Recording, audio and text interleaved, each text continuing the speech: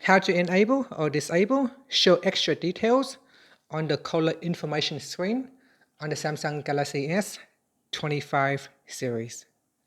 First, tap on the home button to return back to the home screen. Now from the home screen, open up the phone application. Then tap on the more button at the top here. And from the pop-up menu, tap on settings. Now in call settings, we go down and tap on caller information. Next, on this screen here, tap on show extra details. Tap on the toggle button to disable or enable show extra details for your caller information. Here it says when turned on, it will show when you last talked, important dates, and more. This information will be shown even when your phone is locked. And that's it. After, you can tap on the back key or tap on the home button to return back to the home screen.